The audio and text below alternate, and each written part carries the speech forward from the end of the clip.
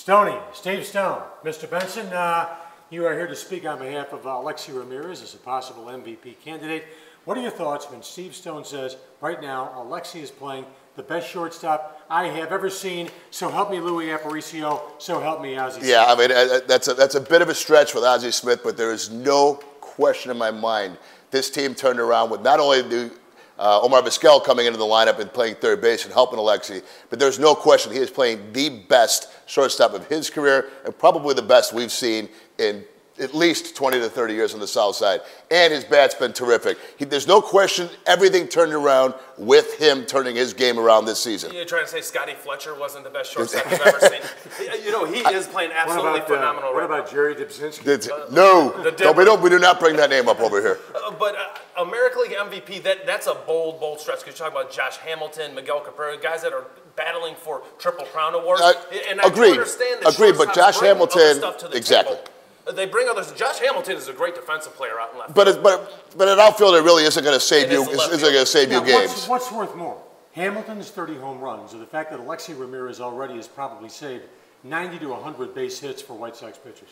The problem is the Baseball Writers of America, the 28 guys that are going to actually vote on the American League MVP are going to look right at the stats first and foremost. They're not going to look at the range. And we get that, but if you look at what he's done, and the sports writers will tell you the same thing. Most of them didn't think he should be the shortstop this year. They should have put Beckham there and moved him back to second, where he did play a great second base for the 08 team. In 09, we all wanted him out of shortstop as White Sox fans. And I think maybe that's why my love for him is going this way, but he has been as spectacular as any field position I've seen for the White Sox in 20 to 30 years. Forget the spectacular, because he's always made those plays. It's the steady plays that he's making. We're not talking about Jose Valentin here. Okay. But he's making the routine play. We should drive you crazy. They used to let the balls go right through his legs a couple years ago. All right, Starlin Castro, in my opinion, no runs, no hits, no contest. He is the National League Rookie of the Year. Without a doubt, everyone's going to say Jason Hayward. And Buster Posey, the Giants, the catcher over there, is actually getting his name into the ring. But you know what? Starlin Castro is hitting .318 as we tape this right now. He's been absolutely phenomenal. And his mistakes are aggressive mistakes. And he keeps on learning from the dumb things that he's doing earlier. The Cubs have themselves a superstar. I wish Derek Lee had the killer instinct of Starlin Castro. Well, I mean, you're talking about a guy who's been in the league for 15 years, 12 years, and a World Series ring on his finger. You should win, because you have a World Series. No. I'm talking about Derek Lee. My point is, did the White Sox players? Yeah, but you are talking about a kid who's trying to get his feet wet in the major leagues right now. I love Starlin Castro. I think the guy needs to run a little bit more. He's way too quick to only have 2 steals, with one of them being home plate. But I mean, he's learning the game really at the big league level right now, which is the Cubs need to do more of this. You know, Tyler Colvin, another guy that needs to be on that field, and he ought to be playing first base, not be clogged up in the outfield. Time. Let's go to ringside announcer Chet Kopic with the decision. Judge Vivian Bush scores the fight. 2 rounds, Radwanski. 1 round, Benson. Your winner by decision, Joel Radwanski. Mr. Radwanski, your opportunity right now to face the nation.